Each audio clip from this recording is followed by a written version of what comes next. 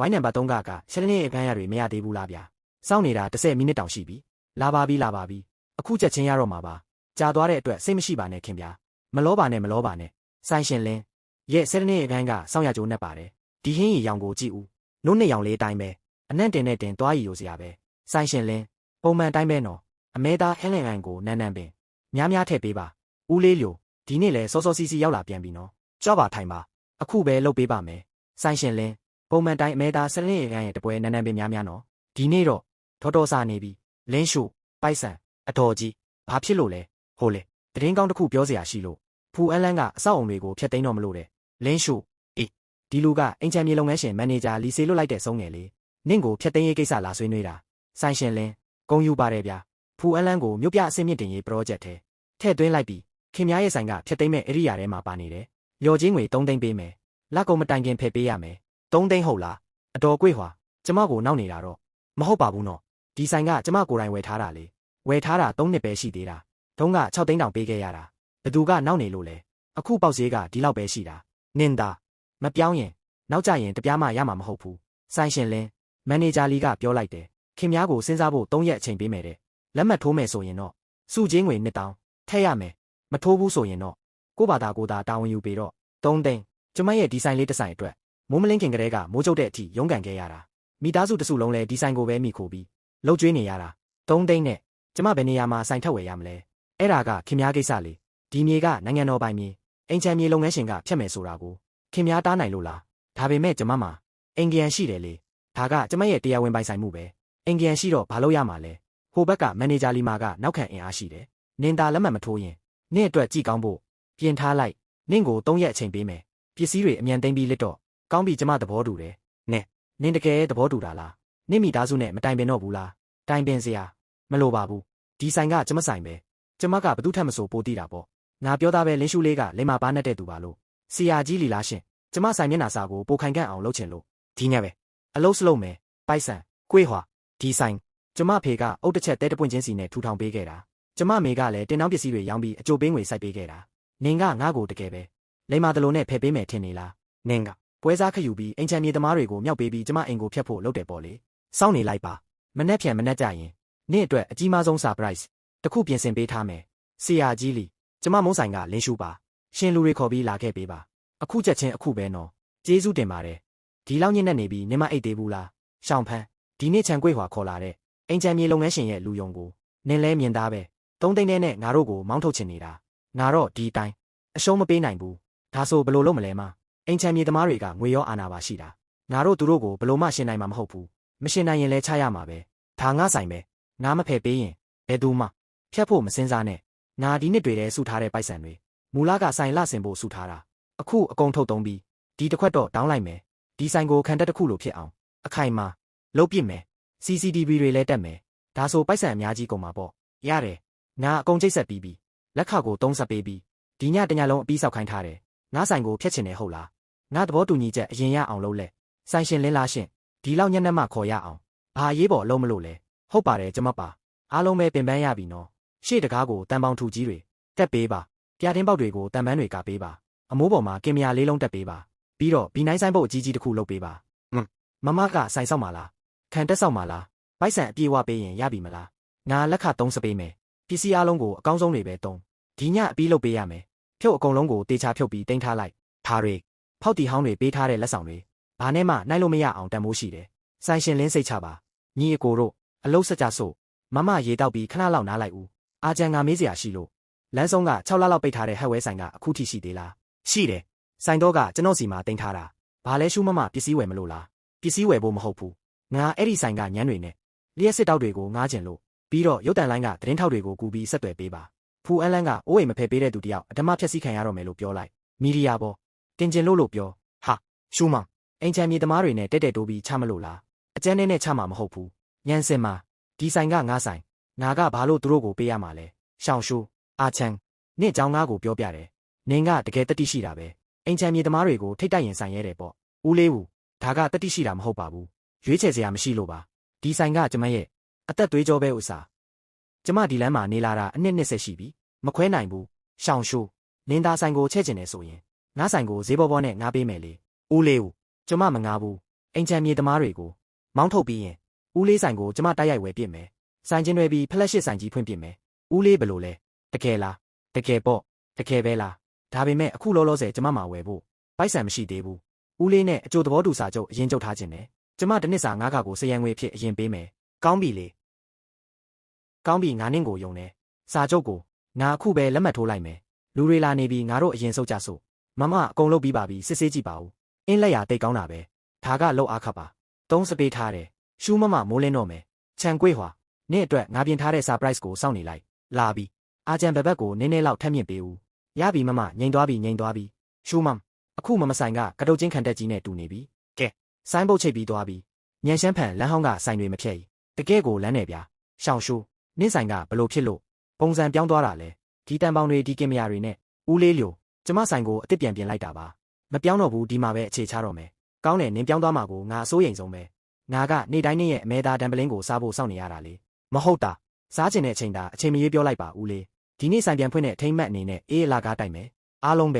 ဲရှင်ညံရှမ်းဖန်ပြန်ဖွင့်ပါပြီရှင်အေးအားလုံးအလာကားတောက်လို့ရပါတယ်နော်ရှောင်းရှူးနင်တကယ်ပဲမပြောင်းတော့ဘူးပေါ့တိတ်ကောင်းတာပဲစောစောကငါချန်ကွေးဟွာရဲ့ဆိုင်နာကဖြစ်လာတာတုံမျက်နှာတစ်ပြင်လုံးညိုမင်းနေတာပဲမောင်လေးကျန်အထဲကိုမြ мян ဝင်ထိုင်ဒီနေ့ဆိုင်ဖွင့်ပွဲမလို့အလာကားထပ်တိုးပေးမယ်ဆိုင်ရှင်လင်းမမဘယ်တော့မှမပြောင်းဘူးဆိုတာကျွန်တော်သိပြီးသားပါမမရဲ့ဒီစမ်းပုတ်ကြီးကတကယ်ကိုမိုက်လုံးတယ်ရှူးမမကောင်းတော့ဘူးအင်ချန်မြေကုမ္ပဏီရဲ့အုတ်ကကြီးသူကိုယ်တိုင်လာနေပြီတဲ့သူထေးကြီးကြိုးကြည့်လိုက်ပါဦးဒီဆိုင်လေးလေနေရာကအကောင်းဆုံးပဲလမ်းစုံလမ်းခုနဲ့တဲ့တိုးနေတာဒါပေမဲ့ဟိုဘက်မျက်နှာချင်းဆိုင်ကဆိုင်ဘာလို့လုံးဝမဖယ်ပေးနိုင်ဆိုတဲ့ဆိုင်းပုတ်ကြီးချိတ်ထားတာလေမင်းတို့ကအကုန်လုံးဖြတ်ပြီးပြီလို့ပြောထားတာမဟုတ်လားအဲ့ဒါကခေါင်းမာပြီးမဖယ်ပေးတဲ့ဆိုင်တစ်ဆိုင်နဲ့ပါမကြခင်ပြောင်းသွားမှာပါမင်းဟိုတန်ပေါင်းတွေကိုကြည့်ဦးဟိုကင်မရာတွေနဲ့ဟိုဆိုင်းပုတ်ကိုရောဒါကိုမကြခင်ပြောင်းတော့မယ်လို့ခေါ်သလားမင်းအလုပ်လုပ်တာတကယ်ကောစိတ်ချရရဲ့လားသူထေးကြီးကြိုးစိတ်ချပါကျွန်တော်မှနေလန်းရှိပါတယ်လီလောင်ပန်သူတို့ကဟိုဘက်ကိုပဲရောင်းဖို့စိတ်ကူးထားတာအခုဒီဘက်ကိုထိုးထည့်လိုက်ပြီးကျွန်တော်ဂယုမဆိုင်ဘူး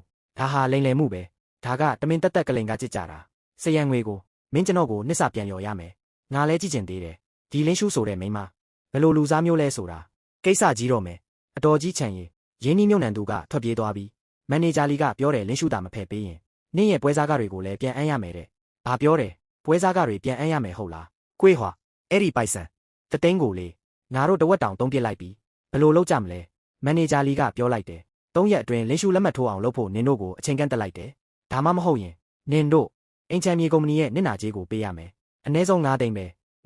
9သိန်းဟုတ်လား3ရက်ငါနင်တို့ကို3ရက်ပဲအချိန်ပေးမယ်လင်းရှူးနင်းဆိုင်ကိုဒီလိုကြီးလုတ်ပစ်တယ်ပေါ့လေအတော်ကြီးချန်ကျမဆိုင်ကိုဘလို့ပဲအလှဆင်အတော်နဲ့ဘာတပြားသားမှမဆိုင်ပါဘူးလမ်းမတစ်ခုလုံးကလေးကျမတို့ကြိုတင်လက်မှတ်ထိုးထားတဲ့အိမ်နီးနားချင်းတွေအားလုံးကဖြတ်သိမ်းရေးလျော်ချင်းတွေကိုတပြားမှမရကြတော့ဘူးအဲ့ဒါအတော်တို့နဲ့အင်ချန်မြေကုမ္ပဏီကြားကကိစ္စလေးအိုးအိမ်ဖယ်ပေးဖို့လက်မှတ်ထိုးခြင်းမထိုးခြင်းကကျမရဲ့ဥပဒေအရအကာအကွယ်ရထားတဲ့တရားဝင်အခွင့်အရေးပဲအရင်ကနင်ငါကိုလက်မှတ်ထိုးမယ်လို့တေချာပေါက်ကတိပေးခဲ့တယ်လေကျမတုံးကတေချာစဉ်းစားပေးမယ်လို့ပဲပြောခဲ့တာလက်မှတ်တေချာပေါက်ထိုးပါမယ်လို့ဘယ်တော့မှကတိမပေးခဲ့ဘူးဒါတွေမှကသေးဘူးအင်ချန်မြေသမားတွေက3သိန်းပဲပေးပြီးကျမ6သိန်းနဲ့ဝယ်ထားတဲ့ဆိုင်ကန်းကိုတင်းကျင်နေတာဒါကဓာပြတိုက်တာနဲ့အတူတူပဲအတော်ကြီးချန်အတော်ထဲကနေပွဲစားဘလောက်နိုင်ထားလဲဆိုတာအတော်စိတ်ထဲအတီးဆုံးနေမှာပါခြံကွေ့ဟွာသူများဆိုင်ရှင်လင်းရဲ့ကိုပိုင်ဆိုင်ပဲလက်မှတ်မထိုးချင်ရင်မထိုးဘူးပေါ့နင့်နဲ့ဘာဆိုင်လို့လဲသူများရှောင်းရှုရိုးရိုးသားသားစီးပွားရှာနေတာကိုဘာလို့သူ့ကိုအတင်းဖယ်ခိုင်းနေရတာလဲပွဲစားကလေးနင်းတဲ့အတွက်နဲ့အင်ချန်မြေသမားတွေဘက်ကရက်ပြီးလင်းရှုကိုဒုက္ခပေးတယ်တကယ်ကိုလုံလုံးတယ်အပြော့နေနဲ့မရမှာတော့အပြင်းနဲ့3ရတော့မှာပေါ့ဆိုင်ရှင်လင်းကျွန်တော်တို့ကမြို့တော်ရုပ်တံလိုင်းကမြို့ပြဖြစ်စဉ်အစီအစဉ်ဖွဲ့ကပါခင်ဗျာဒီနေရာမှာအိုးအိမ်ဖြတ်သိမ်းရေးပြဿနာဖြစ်နေတယ်လို့ကြားလို့ပါ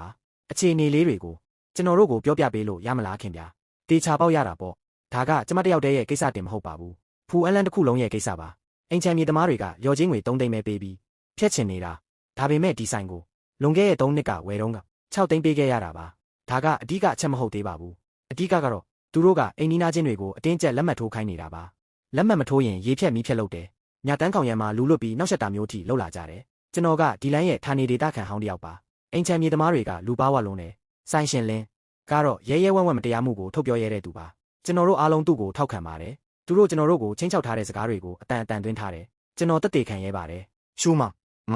တကယ်ကိုတော်လုံးတယ်စောစောကအင်တာဗျူးအစီအစဉ်ထုတ်လွှင့်ပြီးတာနဲ့အင်တာနက်ပေါ်မှာဟိုးကြော်သွားပြီးလူပြောသူပြောများလာပြီဆိုတော့ PR တွေကအင်ချန်မြေသမားတွေဘက်ကိုရောက်သွားပြီပေါ့ ကျွန်တော်တို့ကွန်ပျူတာဂိမ်းဆိုင်တန်းတစ်ခုလုံးကလူတွေအကုန်လာခဲ့ကြတယ်လူပေါင်း90ကျော်တောင်ရှိတယ်ကျွန်တော်အသက်ကြီးပါပြီဒါပေမဲ့ဒီလမ်းကကျွန်တော်ရဲ့ချက်မြုပ်ရာဇာတိမြင်ရဲ့သူတို့အတမလာဖြက်စီးတာကိုကျွန်တော်အကြည့်မခံနိုင်ဘူးအားလုံးကိုကျေးဇူးတင်ပါတယ်တကယ်ကိုအားလုံးကိုအထူးပဲကျေးဇူးတင်ပါတယ်ရှင်ရှောင်းရှူနင်းတယောက်တည်းတိုက်ပွဲဝင်နေတာမဟုတ်ပါဘူးတာငါတို့အားလုံးရဲ့တိုက်ပွဲပဲဒီအတနာခံစာကိုငါမျိုးတော်အစိုးရစီအနံလိုက်မယ်တပြိုင်နက်တည်းမှာပဲပြည်နယ်အိုးအိမ်နဲ့မြို့ပြဖွံ့ဖြိုးရေးဦးစီးဌာနထံကိုလည်းတင်ပြပေးမယ်ဒီလိုလူထုရဲ့ဆန္ဒ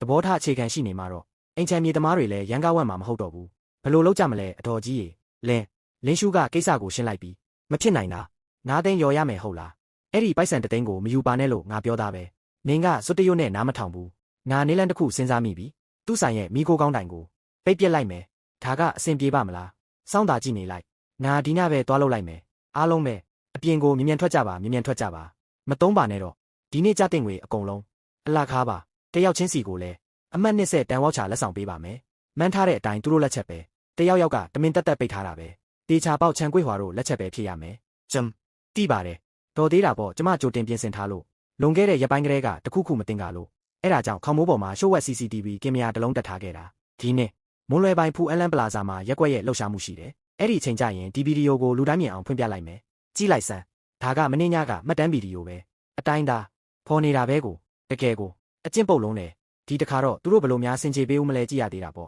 ့နင်တို့တိကြလားဟိုဘက်မျက်နှာချင်းဆိုင်ကညံရှမ်းဖန်ဆိုင်လေဒီနေ့လေမိခိုးတွေအလိမ့်လိုက်ထွက်နေတ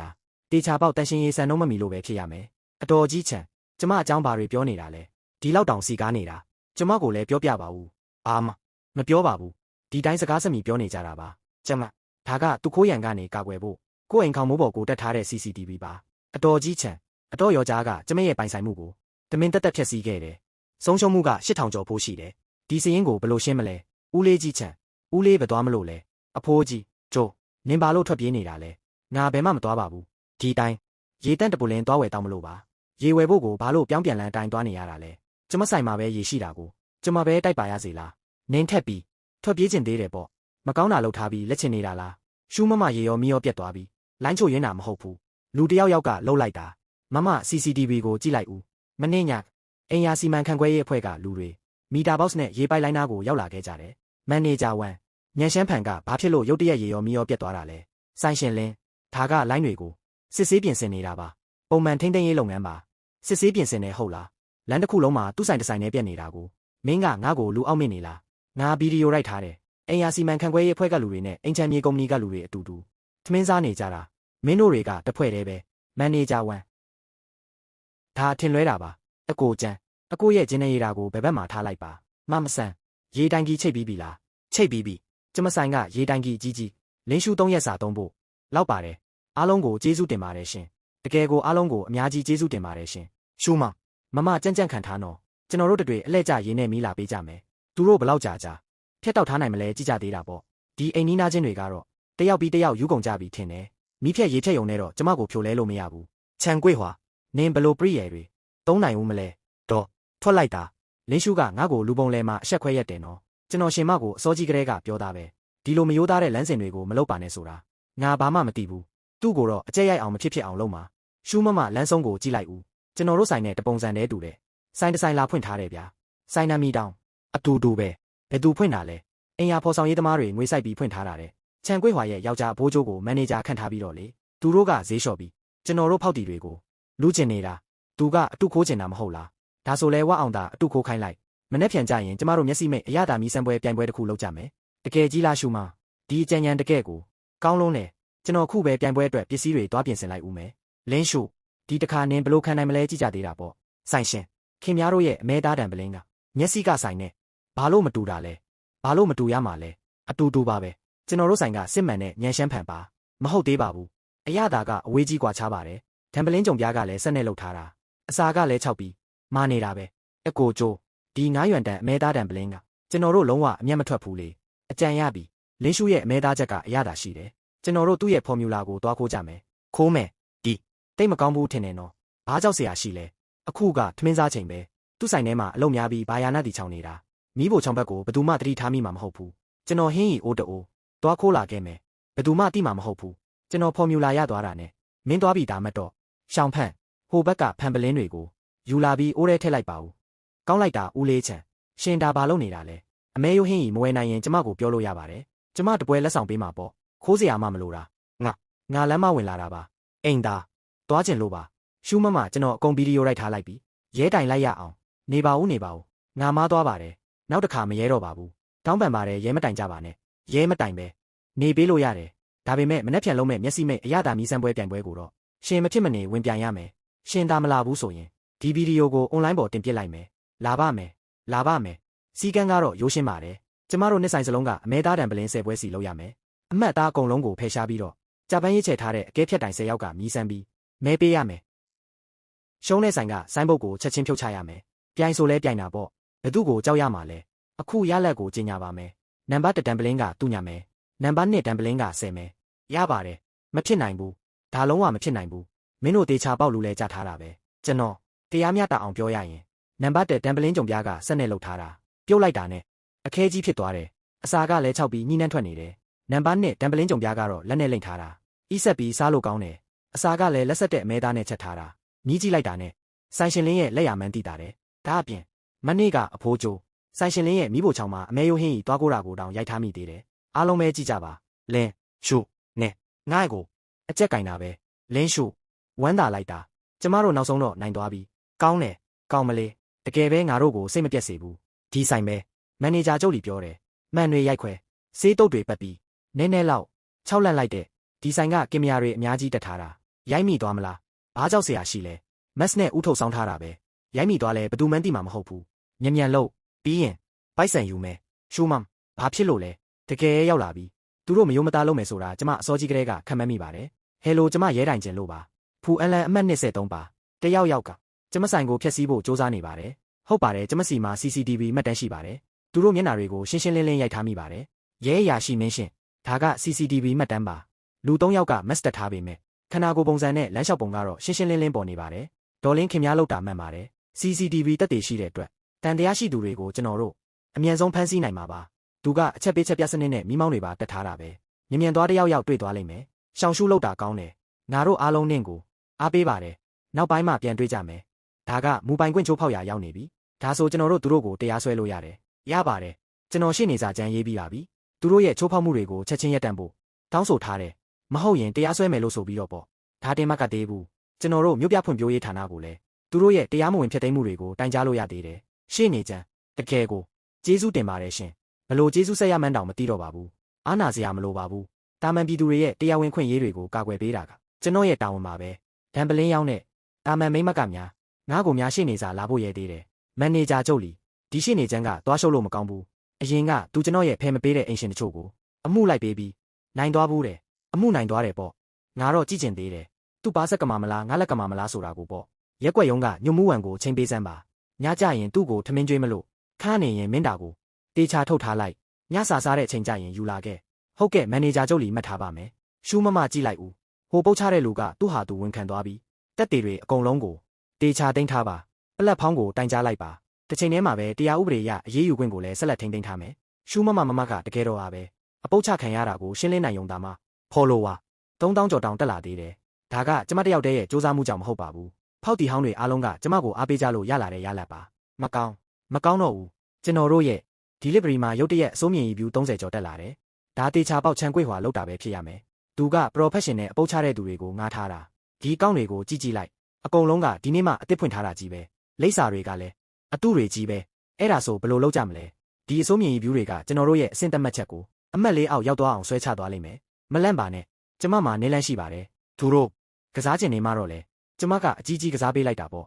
လိုက်လွှင့်တာကိုဒီမှာပဲထားလိုက်ပါကျမတို့ online ကလူတွေအားလုံးကိုတေးသေးချာချာပြလိုက်ကြရအောင်အားလုံးပဲမင်္ဂလာပါကျမညံရှမ်းဖန်ကလင်းရှုပါမကြသေးခင်ကကျမတို့ဆိုင်ကိုရည်ရွယ်ချက်ရှိအပုတ်ချထားတဲ့ review တွေအများကြီးရောက်လာပါတယ်ပိုးဟက်တွေရှိတယ်တို့အမဲသားကနန်းနယ်တို့ဆိုပြီးတော့ပါဒါကြောင့်ဒီနေ့ live လွှင့်ပြီးတော့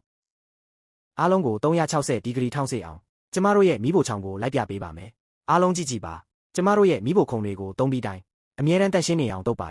်စီကြီးကွက်နည်းနည်းလေးတောင်မရှိပါဘူးမီးဖိုချောင်ကိုနေ့တိုင်းမနက်တစ်ကြိမ်ညတစ်ကြိမ်အပြည့်ဝပိုးတက်ပါတယ်လုပ်ငန်းစဉ်တွေအားလုံးကကျမရေးစံနှုန်းတွေနဲ့ကိုက်ညီပါတယ်အခုအားလုံးကိုကျမတို့ရဲ့ကုန်ကျန်းတွေတင်စေတဲ့နေရာကိုပြပေးပါမယ်ကုန်ကျန်းတွေအားလုံးကအဲ့ဒီနေ့မနက်6နာရီမှာလက်လက်ဆက်ဆက်ဝယ်လာတာတွေကြီးပါပဲတက်တန်းကုန်တာတို့ပုတ်တိုးတာတို့လုံးဝမရှိပါဘူးကျမတို့ သုံးတဲ့ဂျုံမှုတွေဆိုရင်လေဒေတာခံတောင်သူတွေစီတိုက်ရိုက်ရတဲ့အရေးသွေးမြင့်ဂျုံမှုတွေပါဘာဓာတုပစ္စည်းမှမပါဝင်ပါဘူးဟင်းခတ်အမွေးကြိုင်တွေအားလုံးကလည်းတရားဝင်စက်ရုံတွေကထုတ်လုပ်ထားတာဖြစ်ပြီးတက်တန်းကုံဆုံးရဲ့အတွင်းမှာပဲအသုံးပြုပါတယ်အားလုံးပဲထပ်ပြီးကြည့်ကျင်တဲ့နေရာတွေရှိသေးရင်ကွန်မန့်မှာရေးခဲ့လို့ရပါတယ်ကျမတစ်ခုချင်းစီလိုက်ပြပေးပါမယ် like တဲက online သုံးပြုသူတွေတဖွဲဖွဲကွန်မန့်ပေးကြပြီးလင်းရှုကိုအားပေးကြောင်းဖော်ပြကြပါတယ်မီးဘိုချောင်ကအရန်တန့်ရှင်းနေတာပဲပိုးဟတ်တွေရှိတယ်လို့ပြောတဲ့လူတွေကတေချာပေါက်တမင်တက်တက်အပုတ်ချတာပဲဖြစ်ရမယ်ဆိုင်ရှင်လင်းကျွန်တော်တို့အားပေးပါတယ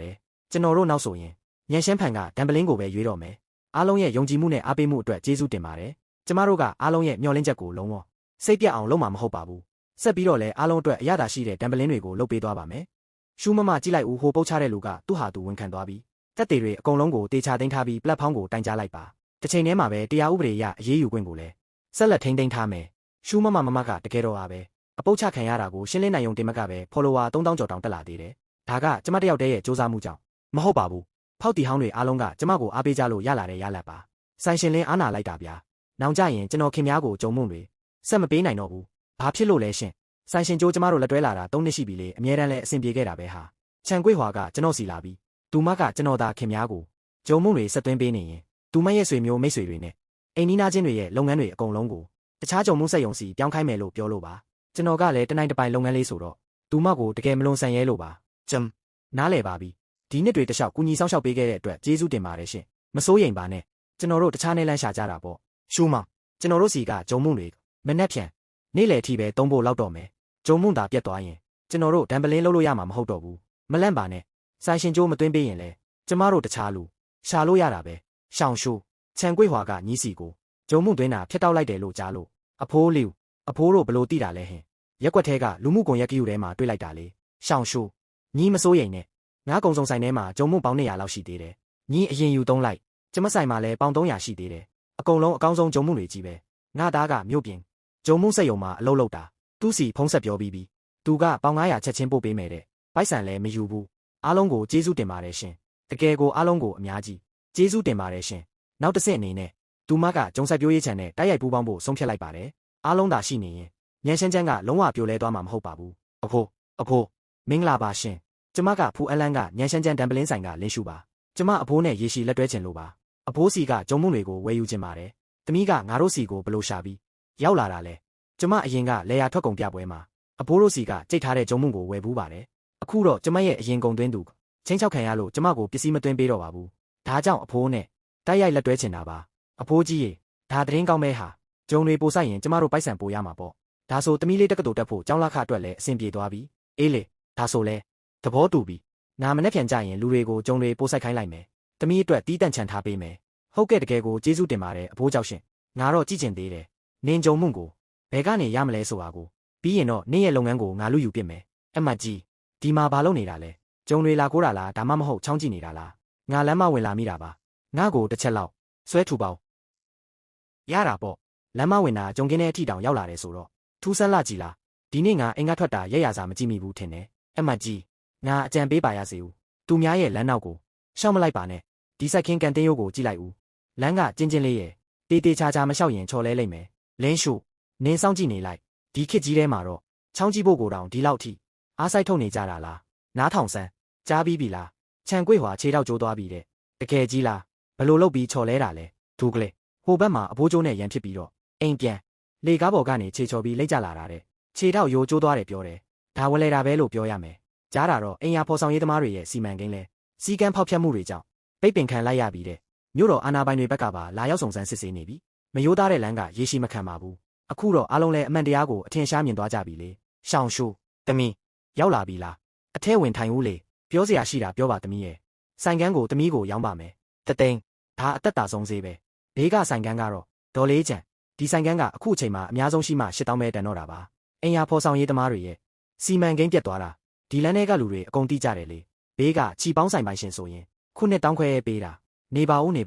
ကောင်းပြီလေ8000လဲ8000ပေါ့မနှက်ဖြန်စာရွက်စာတန်းကိစ္စတွေလောက်ကြတာပေါ့ရှောင်းရှူးကျေးဇူးတင်ပါတယ်ကွယ်အရင်တုန်းကဒေါ်လေးမခဲ့ပါတယ်ဒေါ်လေးလောဘဇောတိုက်ပြီးအင်ယာဖော်ဆောင်ရေးသမားတွေစီကကော်မရှင်ယူခဲ့မိလို့ပါပြီးခဲ့တဲ့အတိတ်ကကိစ္စတွေပြီးပါစေတော့ဒေါ်လေးနောင်ကြရင်တော့လူကောင်းတစ်ယောက်ဖြစ်အောင်နေထိုင်ပါတော့ရှောင်းရှူးသမီးကခြံကွေ့ဟွာရဲ့ဆိုင်ကန်းကိုတကယ်ကြီးဝယ်လိုက်တာလားပြီးတော့ဆိုင်ကန်းချင်းမှာတွဲပစ်လိုက်သေးတယ်တကယ်ကိုတော့ပါပဲ ဒါအားလုံးဝိုင်းဝန်းအားပေးကြလို့ပါရှင်ဒီနေ့ဆိုင်ခွဲတစ်ဖွင့်ပွဲအနေနဲ့လာသမျှဖောက်တီအားလုံးကို90ရာခိုင်နှုန်းလျှော့ဈေးပေးထားပါတယ်ရှင်ရှောင်းရှူတမီအခုဆိုရင်ကျမတို့ဖူအန်လန်းရဲ့နာမည်ကျော်ဖြစ်နေပြီရဲ့နာမည်ကျော်တင်ဘယ်ကမလဲစံပြပုဂ္ဂိုလ်ကြီးဖြစ်နေတာပါဆိုင်ရှင်လင်းဂုံယူပါတယ်ဗျာပြီးတော့ပေးစရာလက်ဆောင်တစ်ခုလည်းရှိပါသေးတယ်မလင်းရှုခင်ဗျာခင်ဗျားအနေနဲ့မိမိရဲ့တရားဝင်ရပိုင်ခွင့်တွေကိုကာကွယ်စောင့်ရှောက်ပြီးစီကမ်းမဲ့အိုးအိမ်ဖြတ်သိမ်းမှုတွေကိုတွန်းလှန်ရမှာထူးထူးခြားခြားစွမ်းဆောင်နိုင်ခဲ့တဲ့အတွက်မြို့နယ်ရှိနေများအတင်းကခင်ဗျားကိုနှစ်ပတ်လည်ရပိုင်ခွင့်ကာကွယ်ရေးရှေ့ဆောင်စုချီးမြှင့်လိုက်ပါတယ်ဗျာဒါတကယ်ကိုမထင်မှတ်ထားစရာပါပဲကျမကကိုယ့်ရဲ့အိုးအိမ်လေးကိုပဲကာကွယ်ခြင်းခဲ့တာပါရှူမောင်လွန်ခဲ့တဲ့လနှဲငယ်တုန်းချန်ကွေ့ဟွာကအိမ်ယာဖော်ဆောင်ရေးသမားတွေကိုခေါ်ပြီးမမကိုအတင်းကျပ်လက်မှတ်ထိုးခိုင်းခဲ့တာမှတ်မိသေးလားအဲ့ဒီတုန်းကကျွန်တော်တို့ဆိုင်အောင်တုတ်ဆေးတွေနဲ့ပတ်ခံခဲ့ရသေးတာမှတ်မိတာပေါ့အဲ့ဒီချိန်တုန်းကတကယ်ကိုခက်ခဲခဲ့တာပါဒီဆိုင်လေးကိုမထိန်သိမ်းနိုင်တော့ဘူးလို့တောင်ထင်ခဲ့မိတာအဲ့ဒီနေ့ညကျမမိဖို့ချောင်းထဲမှာတယောက်တည်းထိုင်နေရင်အပြင်မှန်တွေရိုက်ခွဲနေတဲ့အတန်တွေကိုကြားရတော့ခြေထောက်တွေပါတုန်နေခဲ့တာဒါပေမဲ့မမကြံ့ကြံ့ခံနိုင်ခဲ့တယ်လေရှူမောင်မမကကျွန်တော်မြင်ဘူးသမျှထဲမှာအကလဆုံးလူသားတယောက်ပါဒါကျမတယောက်တည်းကြံ့ကြံ့ခံခဲ့တာမဟုတ်ပါဘူး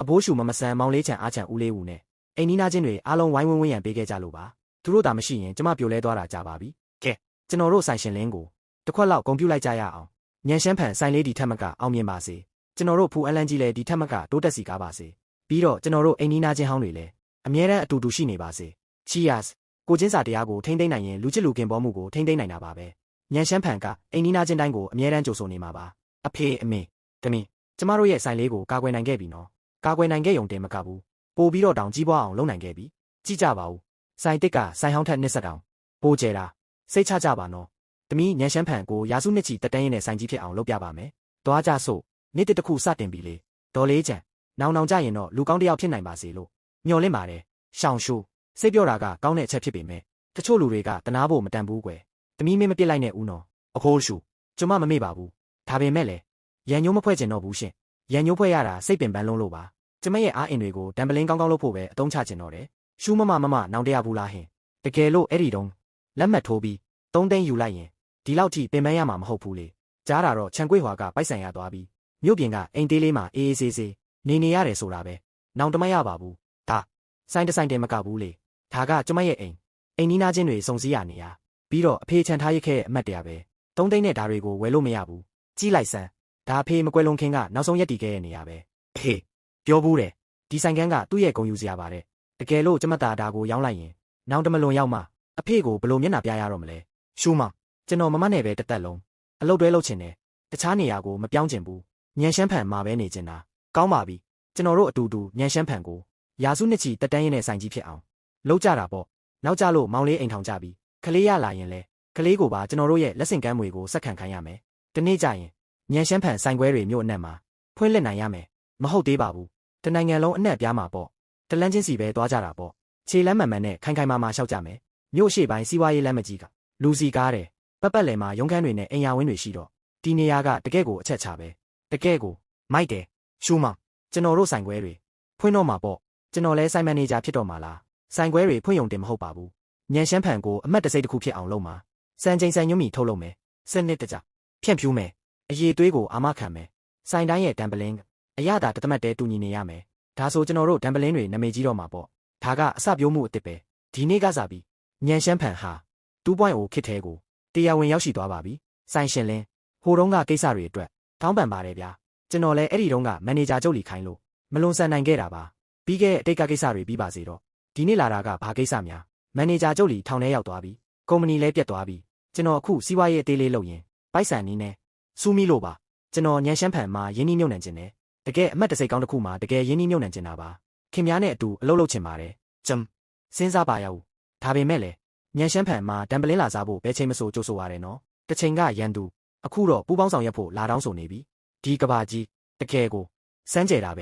ဲလွန်ခဲ့တဲ့တစ်နှစ်တုန်းကကျမကတံပလင်းဆိုင်လေးတစ်ဆိုင်ရဲ့ဆိုင်ရှင်တာမန်မိန်းမတယောက်ပါတယောက်ကလာပြောတယ်3သိန်းယူပြီးထွက်သွားမဟုတ်ရင်အကောင့်တိုင်းရှိမှာမဟုတ်ဘူးတဲ့ဒီနေ့မှာတော့ညံရှမ်းဖန်ဟာဆိုင်ခွဲပေါင်း20ရှိနေပါပြီ20တဆိုင်မြောက်ကိုလည်းပြင်ဆင်နေပါပြီအခက်ခဲတွေနဲ့ရင်ဆိုင်နေရတဲ့လူတိုင်းကိုကျမပြောချင်တာကိုယ့်ရဲ့ကိုချင်းစာတရားကိုထိမ့်သိမ့်ပါကိုယ့်ရဲ့ယုံကြည်ချက်ကိုအမြဲစုပ်ကင်ထားပါအလင်းရောင်ဆိုတာတနေ့တော့ရောက်လာမှာပါဒေါ်လေးချန်ကျမကိုတပွဲလောက်ပေးပါရှောင်းရှူးတောင်းပန်ပါတယ်ကွယ်အားလုံးပြီးဆုံးသွားပါပြီစီးပွားရေးအဆင်ပြေပြေလုပ်ပါကိုချင်းစာတရားနဲ့ပိုက်ဆံရှာပါဘယ်ချိန်ဖြစ်ဖြစ်မနှောက်ကြပါဘူး အလင်းမြန်လဲပတ်နေတဲ့ဒီမြို့ကြီးထဲမှာကာကွယ်စောင့်ရှောက်ဖို့ထိုက်တန်တဲ့အရာတွေအမြဲရှိနေပါတယ်လက်လုံတံပလင်းတပွဲဟာအရသာရှိုံတည်းမကပဲနှွေးထွေးတဲ့မေတ္တာတရားနဲ့ကိုချင်းစာတရားတွေပါဝင်နေပါတယ်လင်းရှုဟာသူမရဲ့စ조사အားထုတ်မှုတွေနဲ့မြို့ကြီးတစ်မြို့လုံးကိုနှွေးထွေးစေခဲ့တယ်ဖြတ်တန်းသွားလာသူတိုင်းကိုလည်းနှွေးထွေးစေခဲ့ပါတယ်လူတစ်ယောက်ကနေလူစုလူဝေးတစ်ခုစီတို့ဆိုင်တစ်ဆိုင်ကနေလမ်းမတစ်ခုလုံးရဲ့စောင့်ရှောက်မှုစီတို့လင်းရှုတက်တည်ပြခဲ့တာကတော့ကိုချင်းစာတရားကိုထိမ့်သိမ်းထားနိုင်တဲ့၍ကြော်ဖြတ်လို့မရတဲ့အခက်ခဲဆိုတာမရှိပါဘူး